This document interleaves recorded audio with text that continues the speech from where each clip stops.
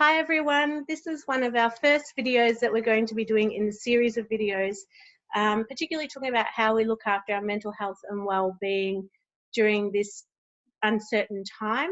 And today I'm lucky enough to be speaking with Dr. Nathalie Martinek, and Nathalie specialises in cultivating respectful relationships and how we can communicate effectively.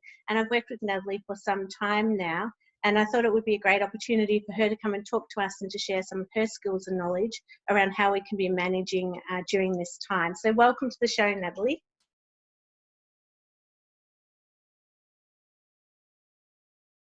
Can you hear me okay? Thanks, Shae, for having me. It's a pleasure. Yes. Great. So, Nathalie, can you tell us what you think some of the key stresses are for people right now in this time of a pandemic, something we've never seen before in our lifetime? Yes, exactly. Well, there'll be several things. Overall, I think everybody's pushed way out of their comfort zone because a life that was familiar and predictable, as much of it as it was before, is no longer existing. So it raises some really practical, financial, social, existential, psychological issues, from getting enough toilet paper, not having a job, or seeing reduction in work and not having that consistency if you had it, to potentially getting the virus, getting sick, potentially dying, seeing loved ones dying. I mean, this is massive. And the way we manage that with the way we think and the way we feel. So how do you think we can help our loved ones and ourselves during this time to reduce some of the stress and anxiety we might be feeling around what we're seeing and hearing and having to do and changing our lives? I think what could be the most useful is really thinking about what are the things that we trust right now? What do we hold near and dear and true to ourselves that doesn't let us down, that hasn't let us down, that is reliable, that we can trust? So family connection or friend connection, creating some routine in the day-to-day life, whether it's cooking together more, playing together, talking together about things that are more hopeful, or spending very little time on the scary stuff and more time looking at what can we do about it that brings a little more control and normalcy into our life, while also acknowledging the conflicts that can happen if you're spending more time with each other because you're in isolation together. That any sort of conflict that gets raised is part of that. We're not used to spending this much time together and while dealing with scary things. So it's just continuing to talk about our thoughts and feelings and not trying to censor ourselves. Yeah, and you raise a couple of really good points.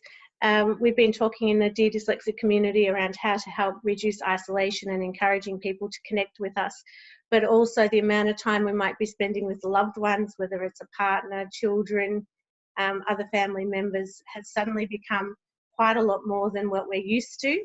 Mm-hmm. And it's a really challenging time to try and navigate how we do that. So those tips are really useful. Mm.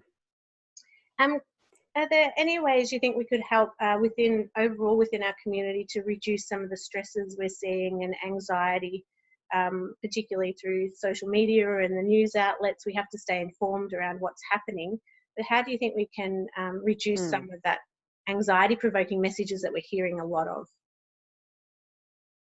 Yeah, so the media is really good at,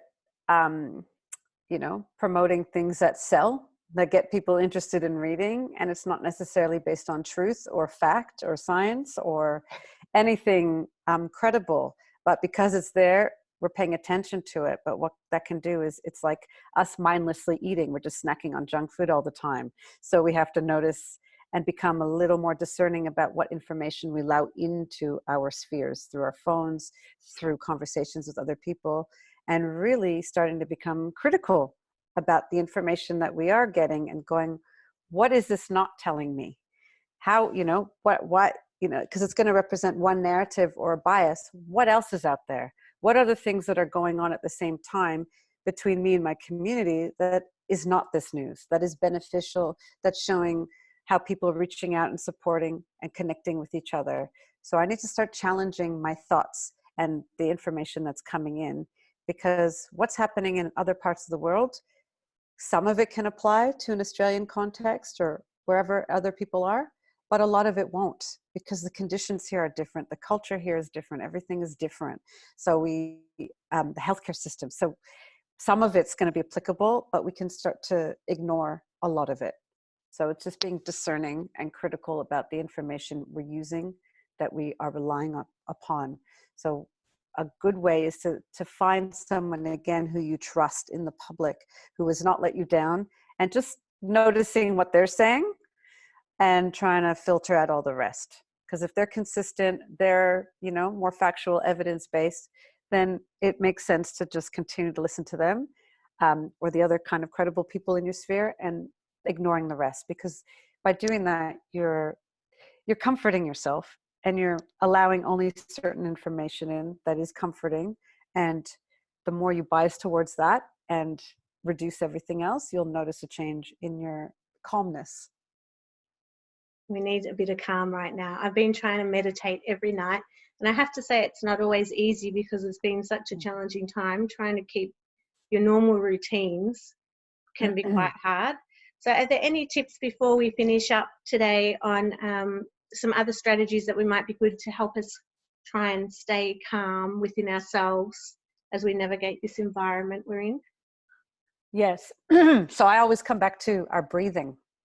And what I've found really useful, that I use with so many people, is just bringing our awareness back to our breath and slowing down our breathing. So not forcing our breath, but as we're breathing in, we are intending to internalize the things in the air that is helpful to our bodies, that keeps us strong, that, will help with our immune function. So more than oxygen. It's the same thing with information. So we're breathing in what will be helpful and nourishing for our body.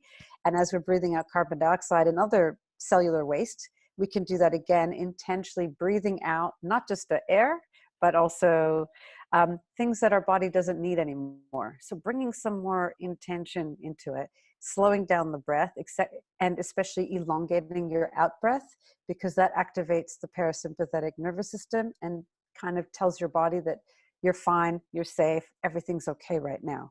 Because if you're in a heightened, activated state, you can't meditate, because your mind is going to be going round and round and round. So you have to bring a calmness first before you meditate, and the meditation will go much farther. That's a great tip. Thank you. I will try that before I meditate. Slow my brain down a little bit. Thank you so much, Nathalie, for coming on the show today. It's been great, and hopefully we can have another couple of episodes with you. And for those of you that are wondering, what has this got to do with dyslexia?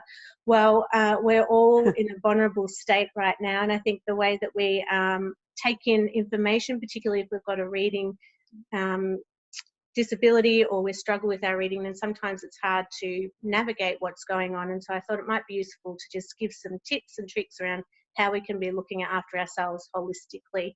So thanks again, Nathalie, for coming on the show. For those of you who'd like to find out some more, there'll be information about Nathalie on the Dear Dyslexic website.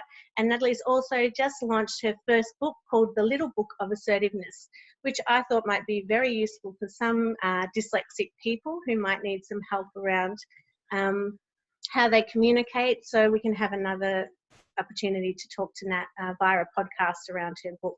So thank you so much, Nat, for coming on today. Thank you, everyone, and we look forward to seeing you shortly.